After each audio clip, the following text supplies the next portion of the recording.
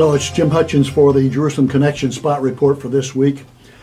Last week we took a look at what many of the geopoliticians have said would be a bad deal with regard to Iran and their nuclear aspirations. Israel has said this is a bad deal, what we have on the boards at this point. I want to take a look at what a number of these geopolitical observers are saying would be a good deal. So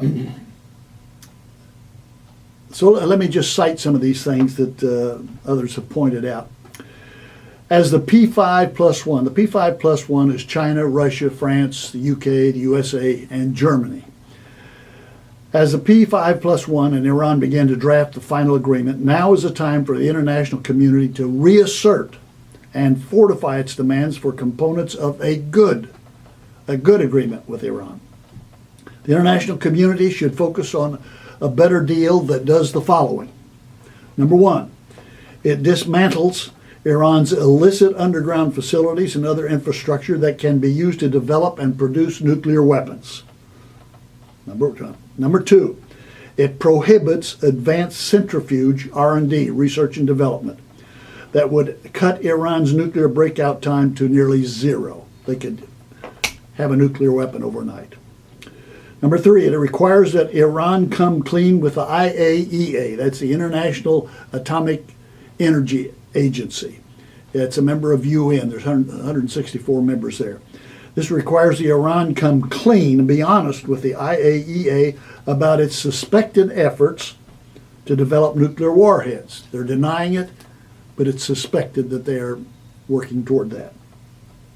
Number four, it allows for anytime and anywhere inspections given Iran's track record of illicit and dishonest nuclear activity. They've lied about it in the past. Will they not lie about it in the future? Number five, it ends Iran's prohibited ballistic missile program intended to develop and deliver systems for nuclear warheads to targets around the world. It stops the missile system. And number six, it links the lifting of restrictions to Iran ceasing its sponsorship of terrorism around the world, number one. Secondly, its aggression against its neighbors, number two. And thirdly, its calls for Israel's destruction. Now that's a good deal. Israel agrees with that, and many of the leaders of the world agree with that. Will Iran agree to that? Absolutely not. Not a chance. No way, Jose. They will not agree to that. Which will no doubt inevitably lead to the necessity, once again, of Israel conducting a preemptive strike that will dismantle, destroy, certainly diminish indefinitely Iran's nuclear capability and their aspirations. At this point, I think it's well for Christians and Jews to understand the role of the Bible and Iran. The Bible speaks of Iran, speaks of Persia, and it speaks of it in the last days. For example, in Ezekiel 38 and 39, we have the Gog and Magog war. And in 38:1, the word of the Lord came to me, says Ezekiel, Son of man, set your face against Gog in the land of Magog, the chief prince of Meshech and Tubal. I am against you, O Gog, chief prince of Meshech and Tubal. Then it cites some nations that make up the confederation of nations that are coming against Israel and that God is against. And among them is Persia, that's Iran. Cush, that's the Upper Nile region. Put, that's Libya. And then it speaks of Gomer and Beth Togarmah. And those are all in Eastern Asia Minor, or an expanded Turkey. And there is competition today on who is going to lead the Islamic Caliphate. Sunnis and Shiites alike want to see the restoration of the Islamic Caliphate. Who will lead that? Well, one of those who made no bones about an aspiration of leadership, being the Caliph, is the president of Turkey, Erdogan. Well, if that will happen, we'll have to wait and see. But it does appear that the leadership comes out of what is modern-day Turkey. But Iran will be significant. They won't be the prominent leadership, but they will be significant in that.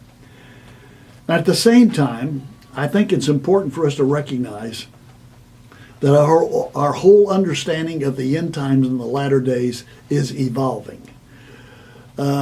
Eschatology is a work in progress. We don't have all the finality of that in mind at this point. As a matter of fact, Daniel is told in chapter 12 of his prophecy, verse 4, he says, "But you, Daniel, close up and seal the words of the scroll until the time of the end." So we know in part, but at the time of the end, there will be additional instruction that God gives his people. He says in verse 9, "Go your way, Daniel, because the words are closed up and sealed until the time of the end." Verse 10 concludes, "But those who are wise will understand." So at the time of the end, there will be additional knowledge. God's people are going to know exactly what's happening when it happens.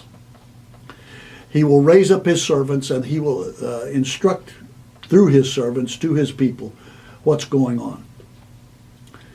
So this is what we can expect. And it appears that our understanding of the end times is going to come much sooner than later. So stand by. Stay tuned. Till next week, Od Ki Yavo Shiloh, or until Messiah comes, Yivaraka Yahweh. Yahweh bless you. Yahweh bless those you love and those who love you.